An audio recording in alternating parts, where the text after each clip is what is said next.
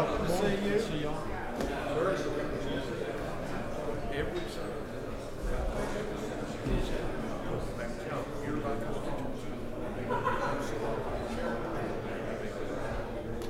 number two, it's a highway.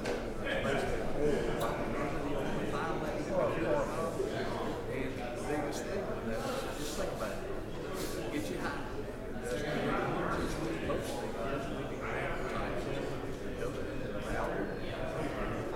Those are two things that keep you up there. They can't any functions anyway. If any chance this gets out of hand, and I'm still here, it's up to me and our state to get it under check. Every single one of them come down with us. She can make a change to it. Good morning.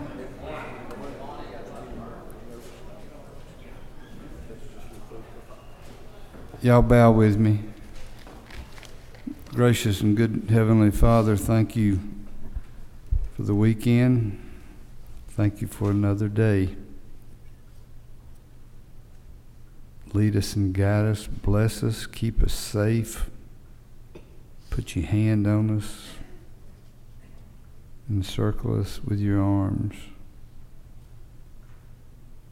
Let us do things that please you. Give us moderation, character, and compassion.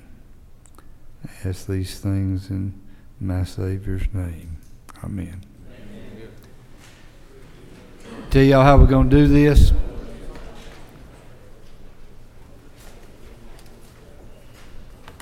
The first thing that we're going to do is we're going to set a calendar for tomorrow.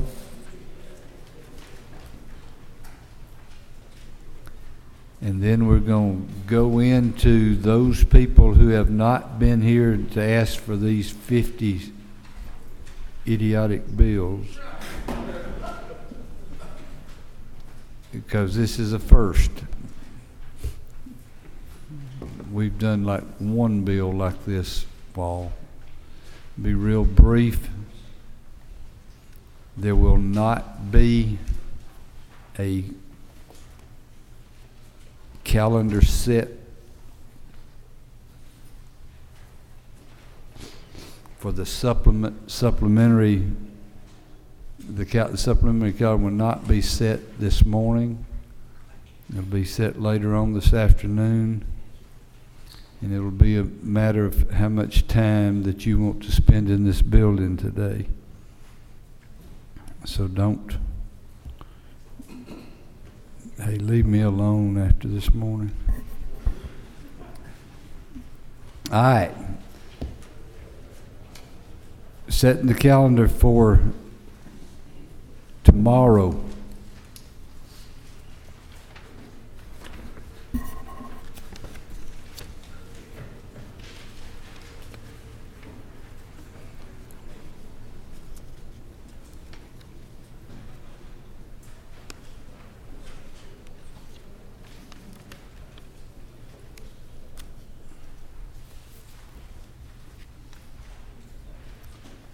Senate, and this is under modified open.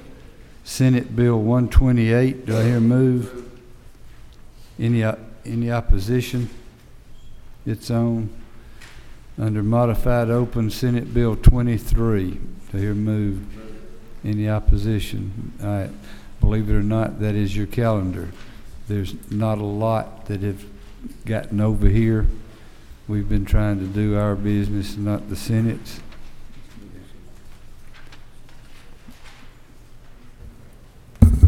Mr. Chairman, I move that Senate Bill 213 be returned to Ag and Consumer Affairs. You got to move to send SB 213 back to committee, House committee. Any opposition? It's done. All right.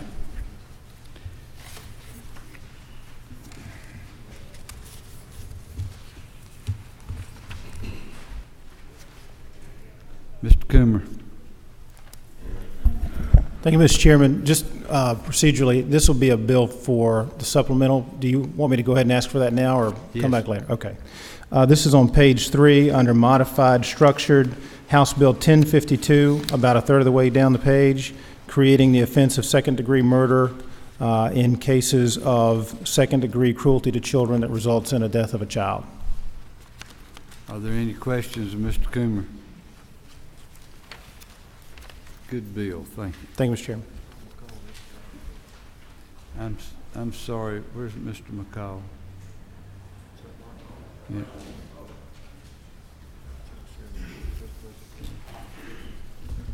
Thank you, Mr. Chairman. I was trying to hide behind Chairman Martin there. This is House Bill 983. It's a rewrite or fixing of the GATE program in Georgia. Leader O'Neill and Chairman Chanel and myself and all the ag groups have worked hard on it, and Brandy especially. There's a fiscal note that says that revenues will be unaffected if we pass it. If we don't pass it, revenues will take a downturn. So all it is tightening it up, and it'll be short if I got anything to do with it. You know I trust you to do that. Thank you, sir. Short. Mr. Martin. Thank you, Mr. Chairman, members of the committee. I have two propositions today. The first, HB 819, it's on the second page in the modified structure, about halfway down the page.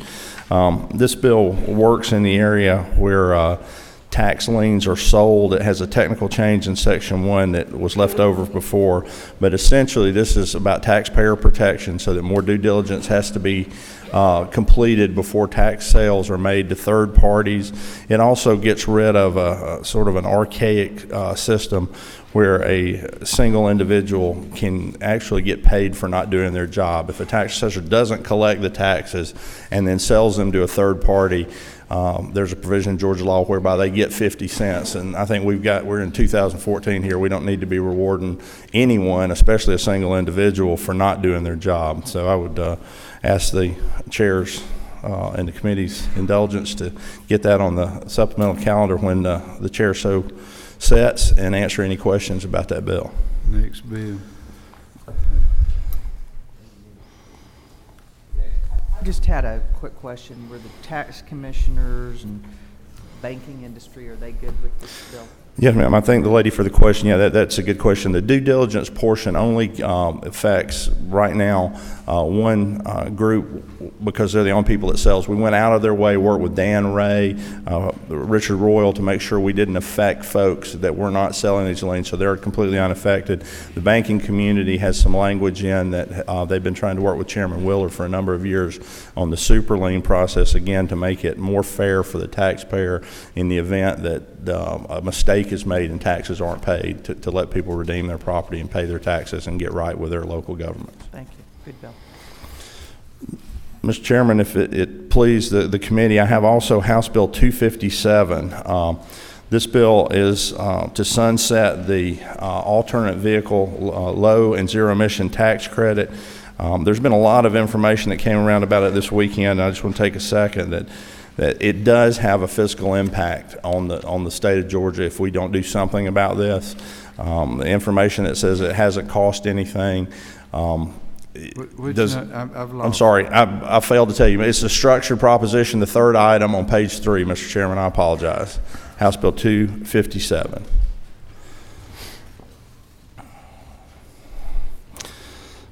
Basically, there exists a situation where in Georgia, a zero-emission vehicle gets a $5,000 tax credit. There's no limitation to it. There's no cap. Even the federal program has a cap and a sunset date. So we look to sunset this April 1st.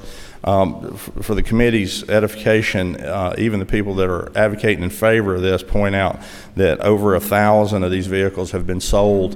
In fact, 1,120 have had their request for the certification of the credit just this year in the first month and 25 days of February. That's $5.5 million in tax credits that the state has incurred this program. I think it was a good program and got the industry started, but the industry should be able to stand on its own at this point, and I'd respectfully request the committee put that on the floor so that we could look after the taxpayers' dollars. Answer any questions. Thank you. Mr. Knight.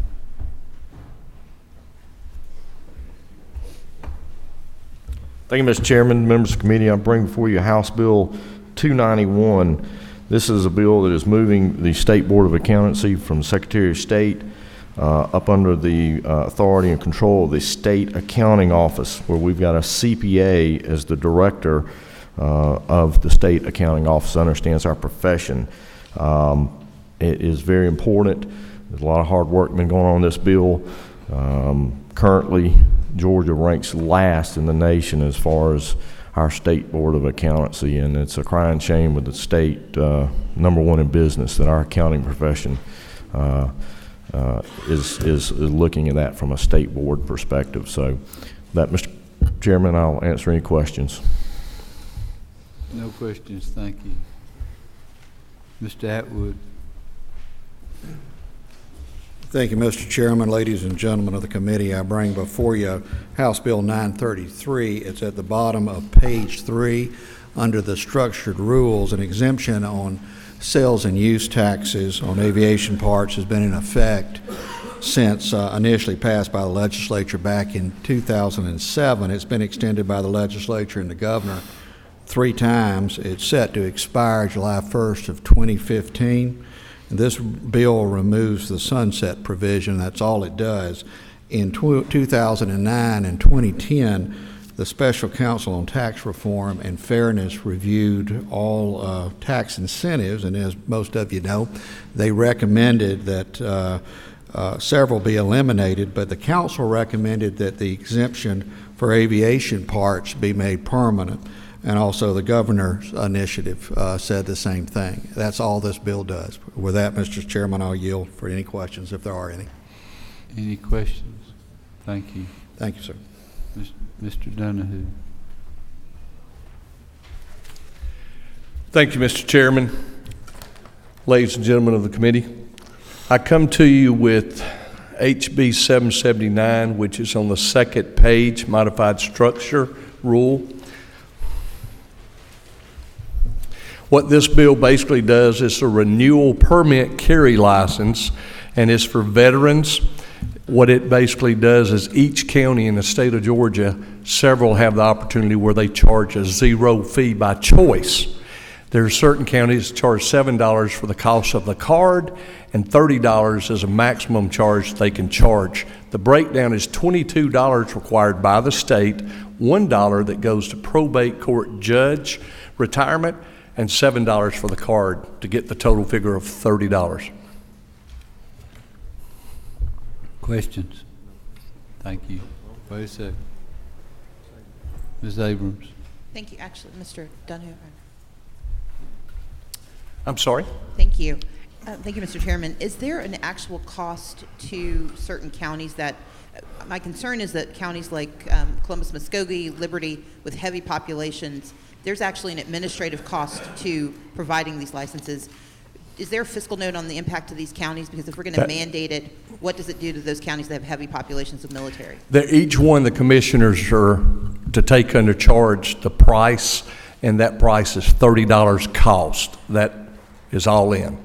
$30 is for the personnel that's sitting behind the desk, which breaks down to $22, $1 for the probate court judge, and $7 for the card. So that's a $30 charge. So my question, thank you. My question is, do we know what the actual cost will be to the counties that have these heavy populations? Because you're essentially going to be removing their ability to collect these fees, but they're still going to have to provide the service. Well, I did call, and I do have a list I'd be glad to show you of pretty much about 50 calls to each county, and almost every one of them was either 0, 7, or they charge somewhere around $30 to begin with. But it gives them the choice to opt in at the top dollar. Okay, thank you. Thank you.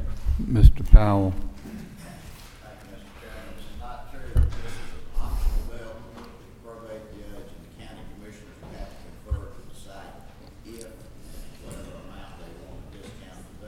Yes, sir.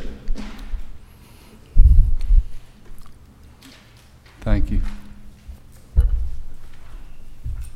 Mr. Spencer. Thank you, Mr. Chairman and committee members. Two quick requests. House Bill 707 under modified structure, second page, asking for the Georgia Healthcare Freedom Act to be put on the supplemental. Also, right under that is House Bill 771. That is to extend the statute of limitations out to 10 years beyond the age of 18 on child sexual abuse cases in civil actions.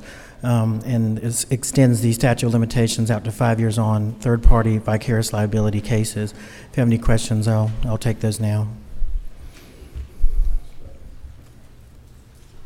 Ms. Jones.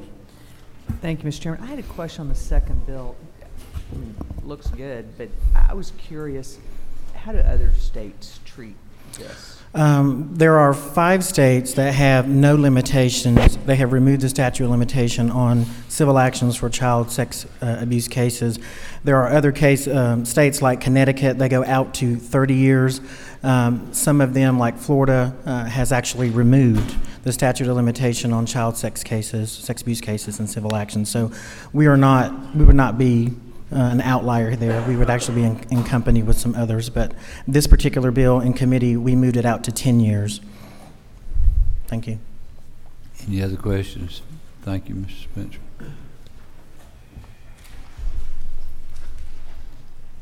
Mr. Nimmer. Thank you, Mr. Chairman, members of the committee. I wanted to come this morning and ask for your consideration on the calendar today. House Bill 958, located on page 4, all the way at the back of your list.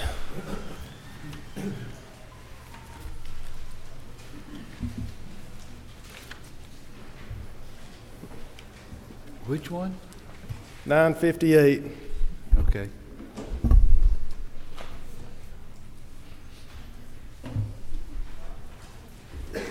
Any questions? You want to explain it? I can. I was trying to be short, sir. Yeah, I think since we've never heard of this thing, you might ought to say a little something about it. Yes, sir. It's a tax bill dealing with the qualified gaming industry, the sales tax holiday for back-to-school sales tax exemptions, and then also the energy-efficient appliance holiday, sales tax holiday, as well as food banks and the projects of regional significance. All these programs have been in effect. They've all sunset, and we seek to reinstate those in the state of Georgia. Thank you. Mr. Barr. Good morning. I have modified structure, third page, top of the third page. This is a delegate recall act, gives the sole power to elect and recall the delegates to Article 5 convention to our bodies. Gives it to who? To the legislature, sir. Both the House and the Senate. 9:30.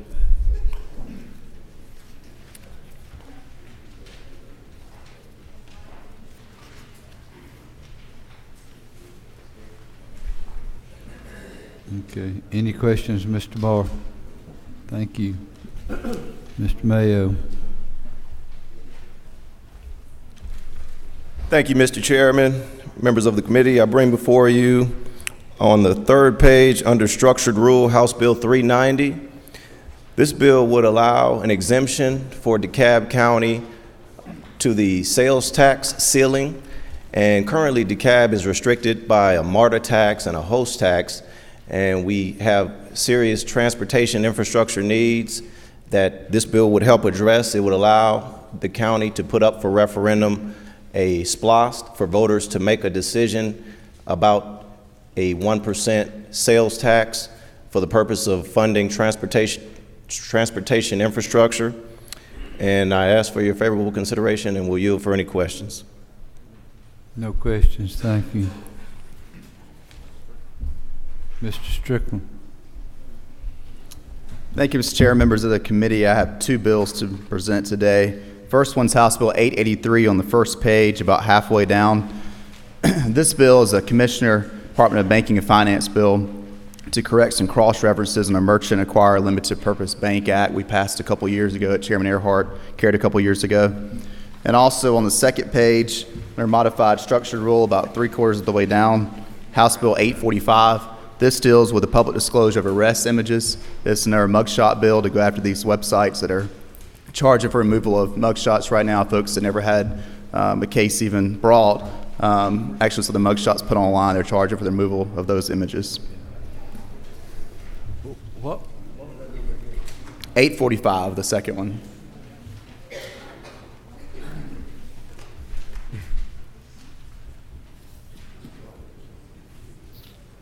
Wait a second, y'all just gonna have to let me catch up.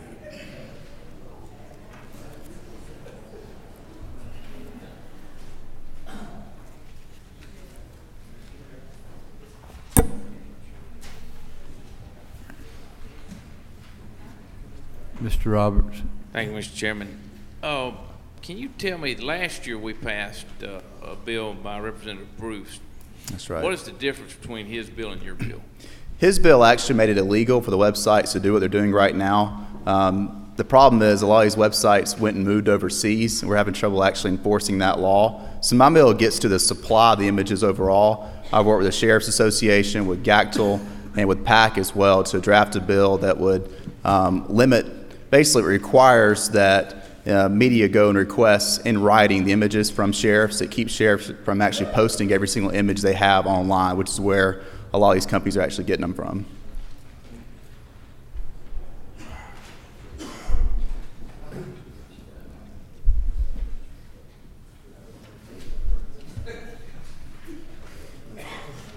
No more questions. Thank you. Thank you.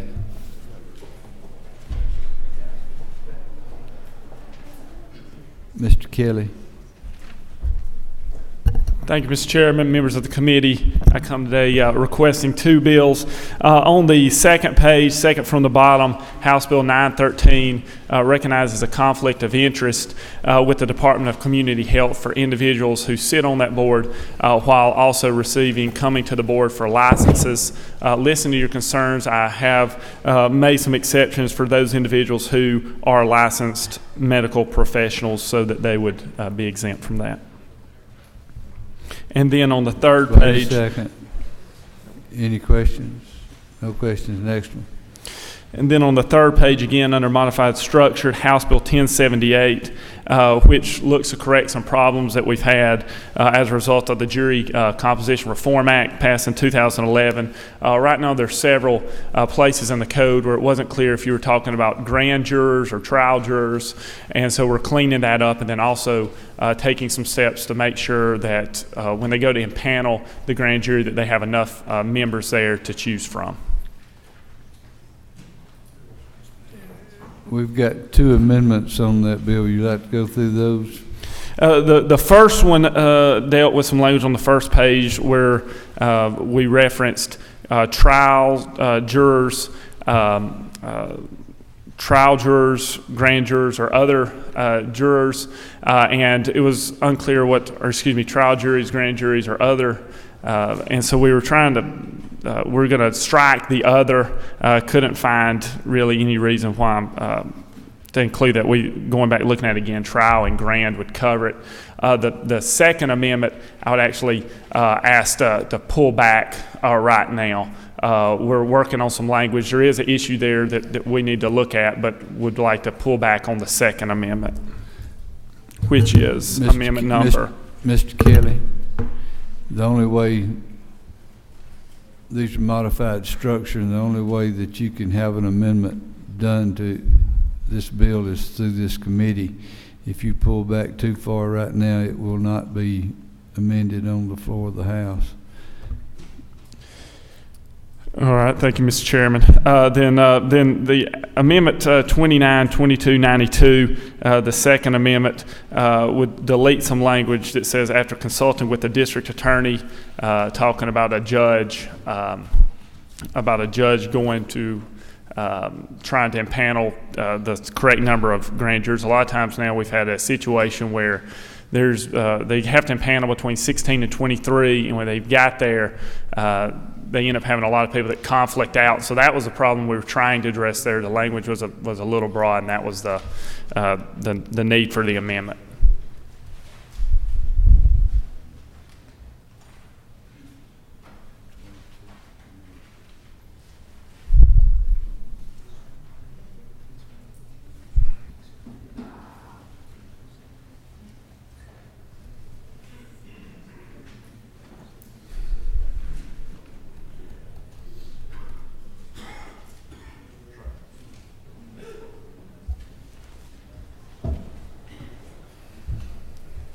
need to get it on the floor, and that's the way to get it there, fix in the Senate.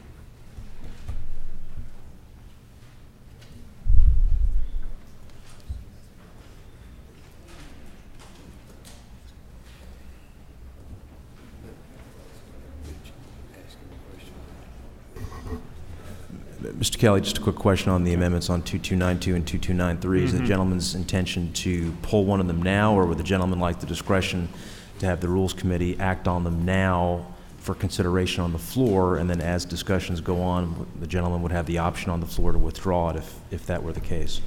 It's the gentleman's. Have the committee act on now, and then the discretion to pull them on the floor.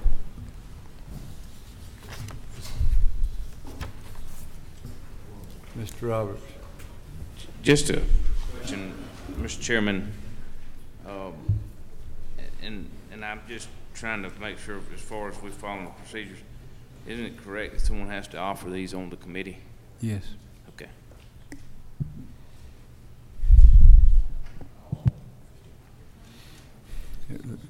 Mr. Setzler. Okay. Any other? All right.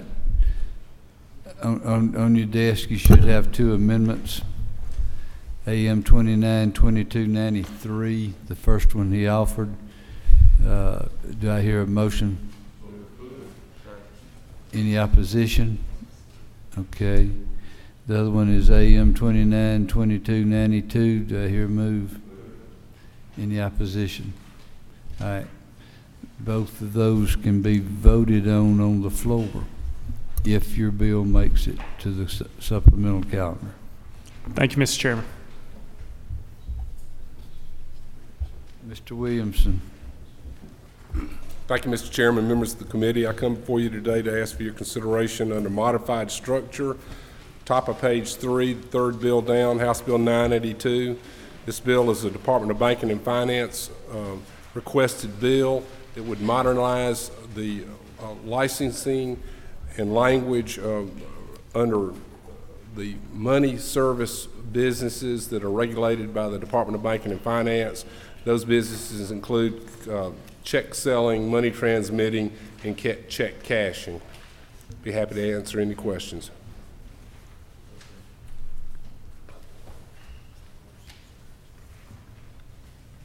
Mr.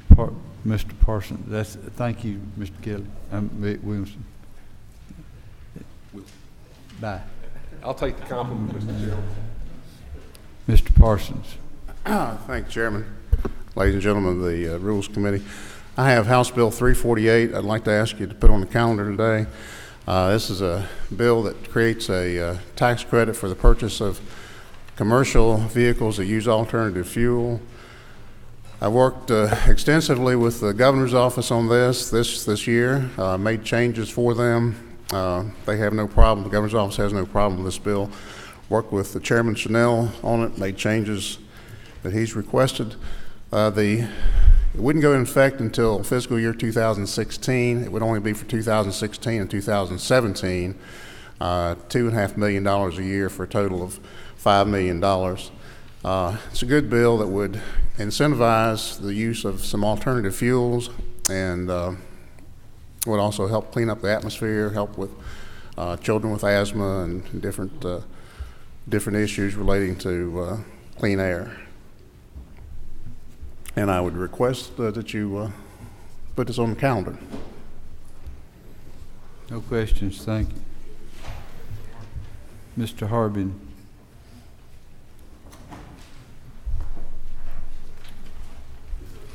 Thank you, Mr. Chairman and members of the committee. I have two bills I'd like to request this morning. The first one is under modified open, House Bill 876. I requested this one the other day. This is a simple bill. It takes 5 constitutional boards and sets them under the same per diem allowance as the General Assembly. And then the bill was amended in committee by Chairman Powell to say that anyone who serves on a board must be present at the board meeting, physically present at the board meeting in order to receive their per diem. So those are 2 things that House Bill 876 does. Next one. Next one is under the structured rule. It is House Bill 922.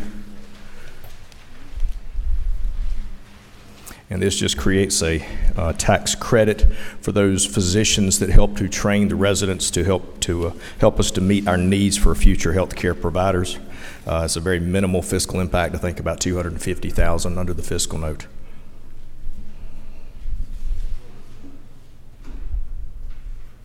Any questions? Thank you. Thank you, Mr. Chairman. Ms. Carter.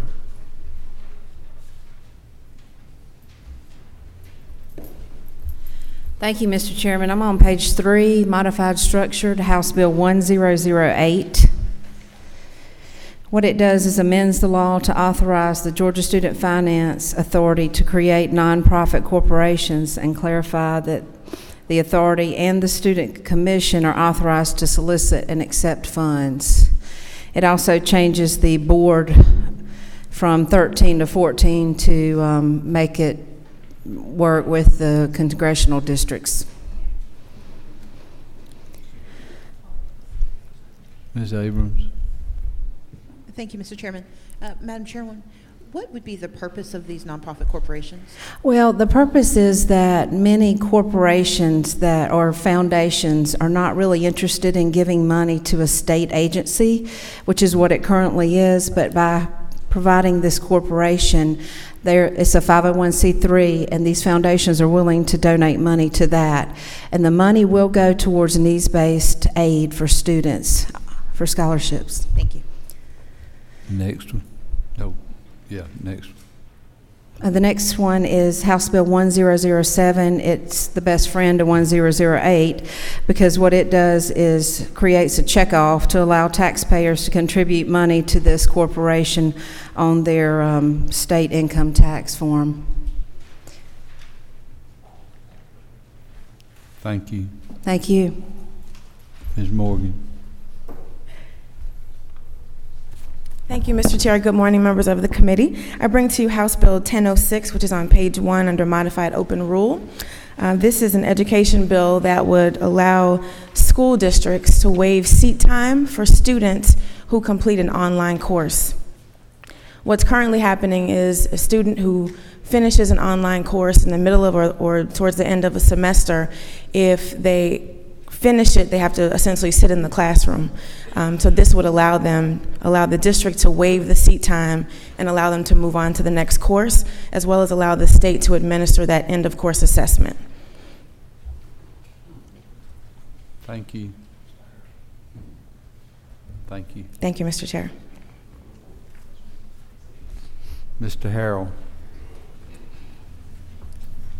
Thank you, Mr. Chairman. Top of page 4, structured rule. House Bill 954. It would establish that appraisers, when valuing low and moderate income affordable housing projects that have the Georgia housing tax credit, take into consideration the factor that there are rent controls on those properties. Any questions? Thank you. Mr. Wilkerson. Thank you, Mr. Chairman, members of the committee. I bring to you for your consideration at the bottom of page 2, House Bill 914. This would increase the communication between DFACs and our school counselors when it comes to mandatory reporting of child abuse. It has the support of both DFACs as well as our school counselors, and what it would require is 2 things. When suspected child abuse happens and it's reported to the state, DFACs would have to respond within 24 hours saying that they received the report. That's all they say is they received it. And then after the conclusion of the case, current law says that the counselors can get that information, but it's not being transmitted. So this would make it automatic. Within 5 business days after the completion of the case, they would get a confirmation back saying whether it was confirmed or unconfirmed. And that way our counselors would know which way to proceed going forward. It came out of committee unanimously, and as I mentioned before, it has the support of both DFACs as well as our school social workers.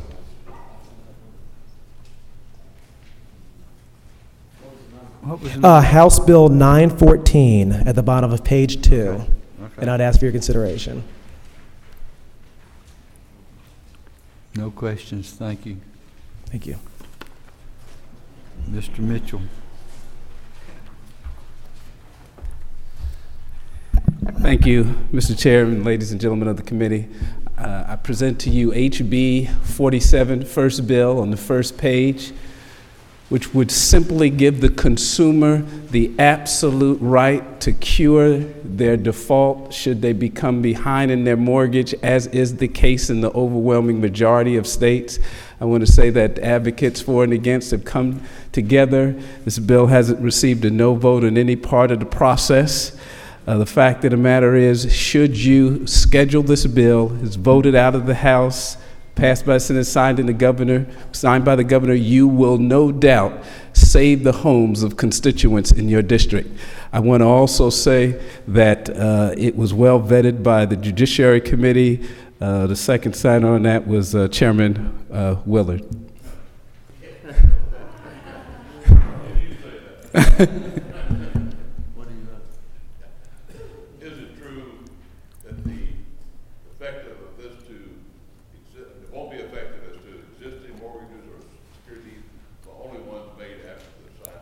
That is correct. This is prospective legislation. When it takes effect, it will affect those mortgages from that day going forward. It also addresses an issue that our Supreme Court, the Georgia Supreme Court, stated was one of the problems with foreclosure, in as much as they deemed it to be, in their words, too quick.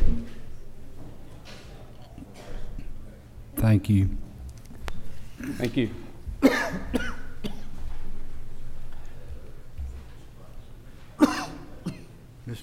Mr. Welch. Thank you, Mr. Chairman. Members of the committee, I present to you on page 2, seventh item down is HB 138. This has been a bill of working in 2 sessions. This will limit the use of temporary assistance for needy families, otherwise known as welfare assistance. It would prohibit the use of that money for gambling, pornographic materials, use in a adult entertainment establishment, liquor stores. Many of these things are these prohibited uses in establishments that are prohibited for accepting TANF money is federal law. It's part of the 2010 Middle Class Tax Relief Act. The states are supposed to put in a system or plan for prohibiting the use of this money at these particular establishments. This bill would execute on that federal requirement, and I ask for your favorable consideration. No questions. Never mind. Wait a minute.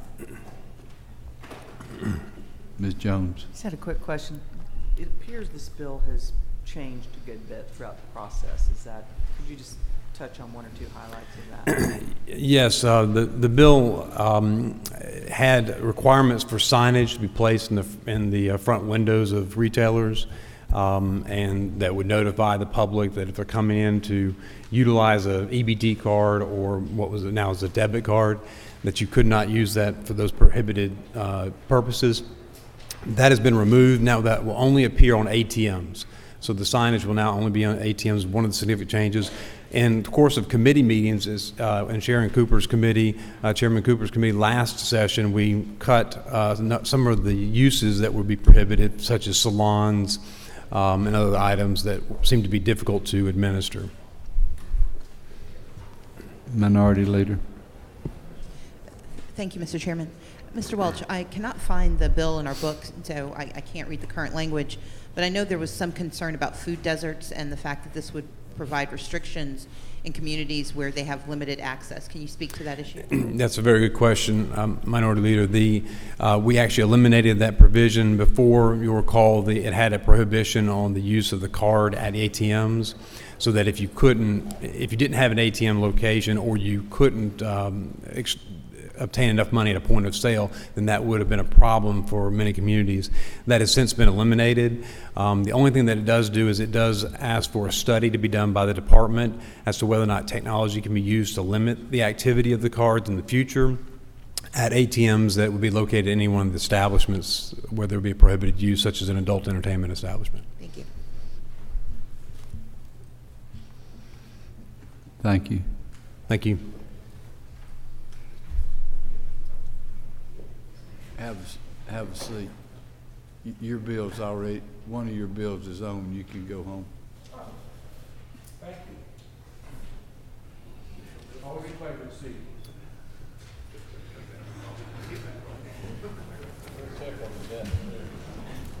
See, I saved y'all a lot of misery there having to listen to him. Okay. Mr. Smith. Thank you, Mr. Chairman, members of the committee. I bring you House Bill 969. It's on structure, the last page, page 4.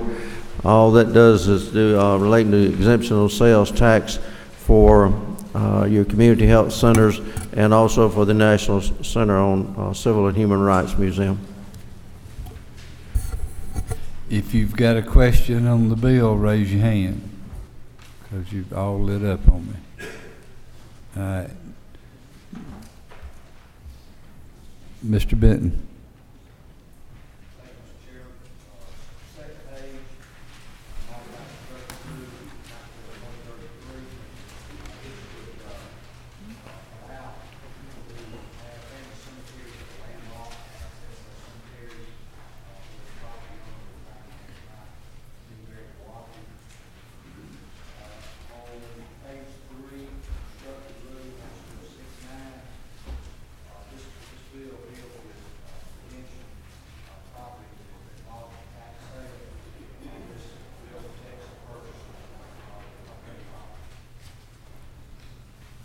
Any questions, Mr. Benton?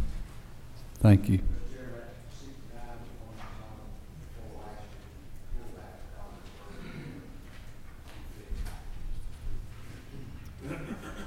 Mr. Stevens. Thank you, Mr. Chairman. Page 1, 2/3 of the way down, HR 1038 brought to us by the Textile Manufacturers Associations asking for the acknowledgement of our education into the manufacturing. Page 3 at the top of the page, HB 927, extends a definition of enterprise zones to 5 people and $1 million inventory so cities themselves can do their own inner-city renourishment for businesses there. And Mr. Chairman, I also asked to put my name beside Representative Mayo's House Bill 390, enabling legislation, and also Atwood's HB 933.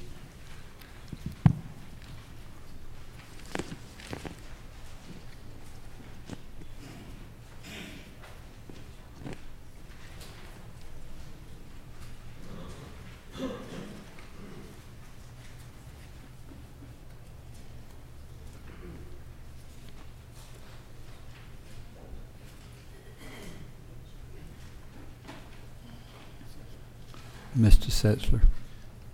Thank you, Mr. Chairman. I would like to put my name beside Chairman Rice's HB 671. A lot of work's been done in committee on that bill. And also HB 990 and HB 707 and 47 from Representative Mitchell. Y'all, and Ed, just new stuff. Just new stuff. Mr. Who? Mr. Weld? Yours doesn't work? Okay. Thank you. Good morning, Mr. Chairman. I'm asking for House Bill 831. This bill concludes what we'll call the placing all of our judges in nonpartisan elections. We know we've had several bills even coming through this year dealing with our magistrates and probate judges. All of our other judges from Supreme Court, Court of Appeals, Superior Court, state courts are all nonpartisan. This will bring into the full fold all of our judicial officers as being at a nonpartisan basis. That's just some favor support. Any questions? Ms. Cooper. Thank you, Mr. Chairman. I'd like to put my name by Representative Welch's bill. It's on the second page, House Bill 138. That's on the TANF. And at the bottom of that page, House Bill 914 by Representative Wilkerson. Anything we can do to improve communications within DFACS is a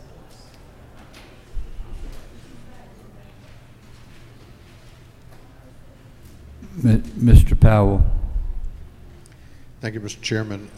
HB 823, it's on page 3 under structured rule, provides for a sales tax exemption for construction materials used in the construction of a pellet mill, wood pellet mill, A lot of this fuel is going overseas, and so it increases our exports and increases activity at the port. And it's got a limited period of time, 2-year window. Thank you.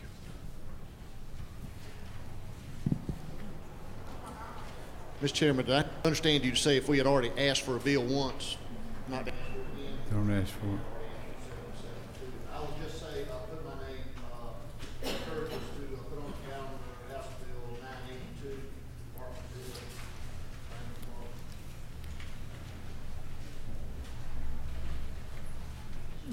Bill. Mr. Rice. Thank you, Mr. Chairman. I bring two bills to you today. Both are structured on the third page, House Bill 671, House Bill 729. House Bill 729 is an update to the TAVT law, and basically it does four things. It helps the Welcome to Georgia situation in terms of those out-of-state registrations. It helps the leasing people in terms of the ability to get a trade-in on the leased car.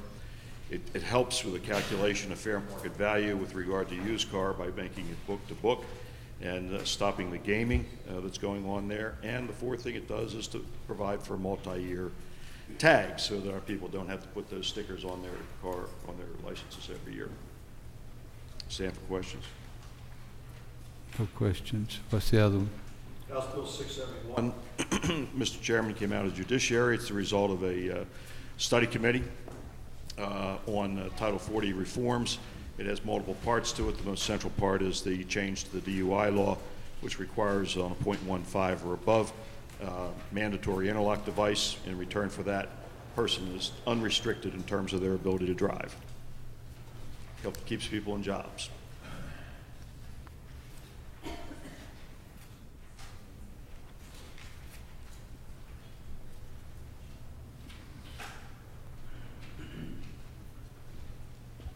Mr. Peak. Thank you, Mr. Chairman. I got two measures before you. First one is on page 3, HB 128. Creates the Georgia Downtown Renaissance Fund, revolving loan fund, originating low-interest loans for investments in the downtown district. Next one. Next one is really kind of simple little bill, HB 885, the medical cannabis legislation. I won't spend a lot of time on it unless you'd like me to, but it's very strictly, tightly regulated, managed by doctors, limited only to seizure disorders, allowed only in oral or pill form. The Vice Chair said that was a housekeeping measure. It should flow right through. That's correct, yes, sir. I'll stand for questions if there are any. Mr. Powell. Other Mr. Powell.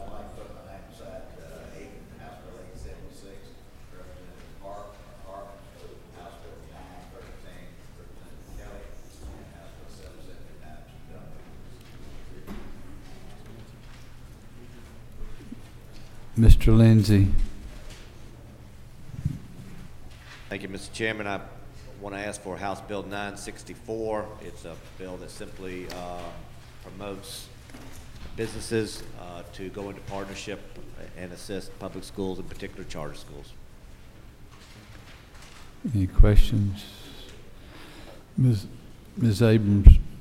Thank you, Mr. Chairman. I'd just like to ask for HB 390, Representative Romeo's bill, HB 1006, Representative Morgan's bill, HB 914, Representative Wilkerson's bill, and HB 47, Representative Mitchell's bill. 390. 390, 1006, 914. Wait a minute. My apologies. Okay. 914, which is on page 2 at the bottom. Okay. And 47, which is the first bill on page 1. Okay. Thank you, sir. Mr. Roberts. Thank you, Mr. Chairman. On the last page, last three bills, H.R. 1200 and H.R. 1544, both are the road naming bills. One of them is the H.R. 1200 is the troopers, and H.R. 1544 is the other one. And then H.R. 1573 is just a joint study committee on transportation infrastructure funding. Mr. Smyrie. Mr. Chairman, on committee, I'd like to request House Bill 1080, which provides for placement of statue on the Capitol grounds for Dr. King. Questions? Mr. Hamilton. Thank you, Mr. Chairman. I'd just like to put my name besides Chairman Parsons' bill, HB 348. Thank you.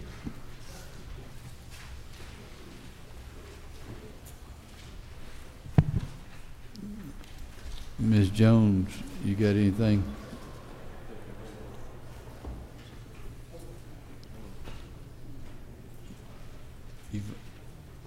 You have. I just see if you had anything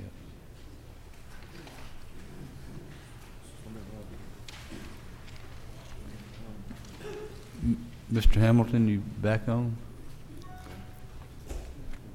Mr. Golett.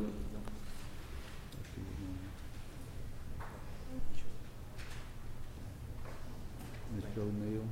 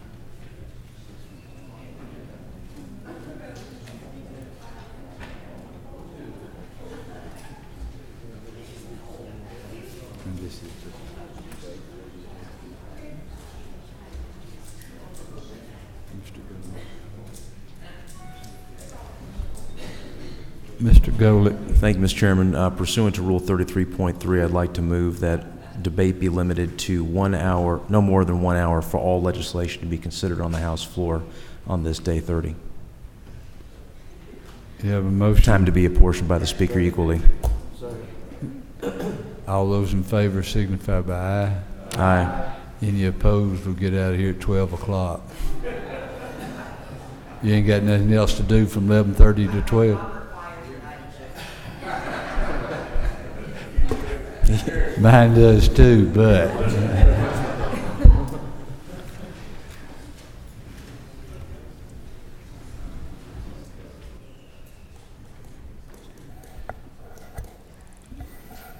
I will see y'all a little bit later on.